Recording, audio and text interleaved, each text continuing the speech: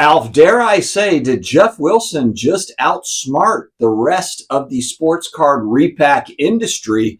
You take the card and put it in the sleeve. I made a prediction going back a week or two ago that Arena Club, who has really kind of set the stage here for digital repacks, that they are going to have some serious competition coming to them.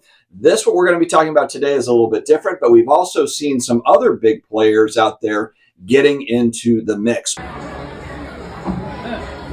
That was actually, oh my gosh, are you kidding me? A video of that? Did you take a video of that? Yeah, I did. Before I dive in, make sure to get your PSA discount. If you've never submitted with PSA before, take $25 off that first submission with the SCD25 code at the shipping and billing screen. Tell a friend, everybody, take advantage. The hobby is not getting any cheaper. And if you know someone that hasn't submitted, have them get that discount, $25 off. Also, we've got the massive Hakes auction. I met with Alex Winter, president of Hakes, last night. Did a whole run through of a bunch of great items over there at Hakes. It ends in about a week, so make sure to check out Hakes.com and get your bids in, whether it's sports cards, non-sports, all the goodness, all the pop culture fantasticness that is over there at Hakes. I switched the mic around. Yesterday, I had it sitting here, my new mic, and it was way too close to my face, and it was really muffled. I've tried out a couple different angles in the room. Hopefully this sounds a little bit better. I compared it to my usual kind of with no extra mic, and I thought that it sounded better, but let me know again if this is better compared to yesterday's video. All right, it's no secret that repacks have really taken over the sports card hobby. Yes, you've got a lot of collectors out there that are playing the singles game, buying singles, rare stuff, vintage stuff. We're going to see a lot of that here coming up here in a week at the National Sports Card Convention. But you know what we're also going to see a lot of? A lot of repack companies selling repacks and a lot of companies buying. There is going to be a lot of liquidity at the National, as there is at a lot of card shows, as these guys have really taken over. I keep always hearing, when I hear dealers talking about their experience at this show or that show, oh man, it was great. We had a repack buyer come in and bought half the table, and it really made our show. So now I think a lot of sports card dealers that are there with singles, they're kind of counting on the fact that maybe they've got some inventory that a repacker would like. It's all part of this ecosystem that we have cooking. Well, Geoff Wilson just turned the whole thing on its head with an announcement that he has partnered up with Nat Turner at PSA to release the first ever PSA Certified Repack. It will be offered by Cards HQ, called Graded Grails. Geoff Wilson will be on Off Center tonight to talk about this, so make sure you're tuned in. Neo, Flippin' Steve, Hambone, and I will be on at 9 p.m. Eastern to talk with Geoff Wilson. And we also have another great special guest that's going to be coming on tonight. Make sure you don't miss it. We've got an action-packed night planned. But going back to what this is, so every card in this repack, this Graded Grails PSA Certified Repack, is authenticated by PSA. Every checklist is verified by PSA. Every box is packed by PSA, and every card placement is known only to PSA. And so it's really a third-party authenticated repack, the first of its kind, and it's not by just any grading company. It's the largest grading company and authentication company in our space. So there's no more, hey, trust me, bro, repacks. Why did Geoff decide to do this, and why did this come about? Well, as we know, just like with a lot of the repack products breaking, there's a lot of great guys out here, gals out here doing the work, but there is a lot of folks not doing a good job at this, especially when we look at the repack world.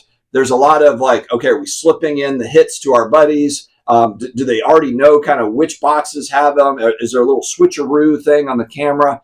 There's been a lot of allegations and a lot of stuff that's frankly been proven, where repack companies have done some underhanded things, with repacks being such a huge part of the hobby business these days. And it really is. And it doesn't seem to be slowing down. We'll talk about why that is in a second. But with that being said, of course, you have a lot of people that get in to try to make those margins on repacks. And just like with everything else, just like with the autograph scam we were talking about here this week, there's going to be bad actors. And frankly, there's a lot of bad actors in our space. A lot of people will do whatever it takes to make money, and there's a lot of money in this particular space here. So the fact that PSA has come in to certify and kind of just watch over as a third party to me, that is a game-changing piece of the repack industry. See a lot of longtime industry guys having success with repacks. Big Brian Gray, he used to run Leaf, and now he's out. I saw something he posted. He's got a new repack product, it looks like. Frankly, a lot of people have given kudos, compliments to the old Leaf, because Leaf, I think, might have started repacks going back in time when we talked to Brian Gray, and talk highly of those repacks. So I think it's all about who's putting it together, how is it being put together. And the one thing I do like here is this is kind of the end result of what we look for. You have products that explode, you have bad actors that come in, and there's evolution, there's competition here, and it weeds out a lot of the BS stuff. So the idea is hopefully this weeds out a lot of the BS. Now, why are repacks? This is not a new thing. Mystery boxes, mystery bags. I remember 20 years ago, they were selling mystery type packs, boxes of sports cards and collectibles on eBay. So this is not anything that's brand new. It goes decades and decades back, these mystery box, mystery bag type offerings. But what we've seen here over the last, especially the last 2, 3, 4, 5 years, is new product, break spots, hobby boxes. They've all tripled, quadrupled, sometimes more than that in price. So the average Joe collector not able to go out and get a hobby box. And now with the price point where a hobby box used to be $100, $150 going back 5, 6, 7 years ago, now that same hobby box might be $400, $500, $600 for a variety of reasons. But one of them, the obvious one, the painfully obvious one, is now there is a huge push into breaks, and they're broken up, fractionalized out. And of course, that's going to raise the price, it's going to raise the demand, because now you just don't have average Joe collectors that are buying boxes. You've got breaking companies that need to fill and sell products. They need to fill these spots. And there's a lot of demand for breaking.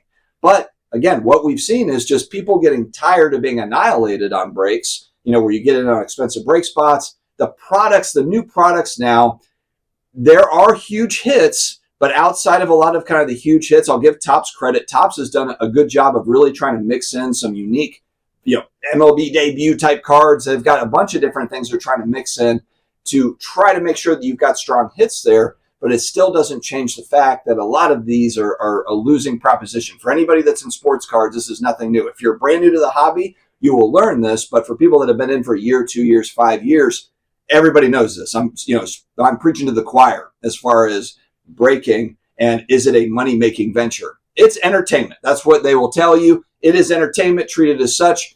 But the fact that people have just kind of run through money on breaks, what they've done instead now is they've moved over to the digital repacks, the arena clubs of the world. And guess who just announced a new digital repack? As I predicted, Blaze. Blaze just came out. The Blaze brothers, huge breakers.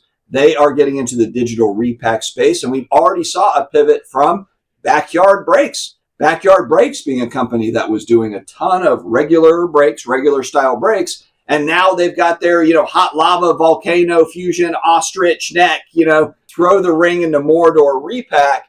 And a lot of companies do this now successfully. They do. They've switched over to more of a repack type company.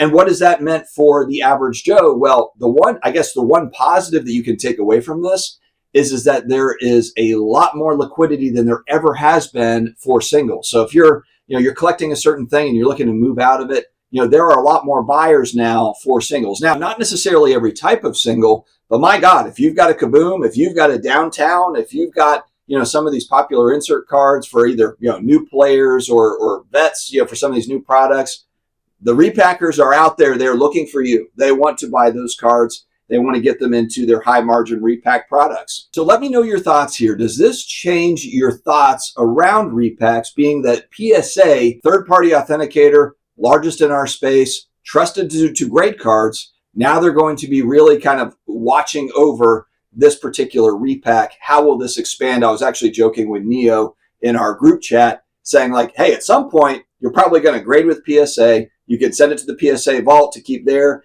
or you can sell it on eBay through the PSA Vault, or maybe at some point down the road, you'll be able to package up your grading submission, either sell it off to approved repackers, or maybe they create the repack themselves and you're selling. I always joke on Off-Centered about the upside down repack for my Stranger Things cards. Maybe that will be a thing down the road. We'll see how this thing evolves. But the first PSA certified repack is now being offered by Geoff Wilson over at Cards HQ. There will be more details coming out, and we will be talking with Geoff to get more details on this tonight at 9 p.m. Eastern. So make sure you join up, friends. Stay healthy, stay awesome, and I will talk to you again later.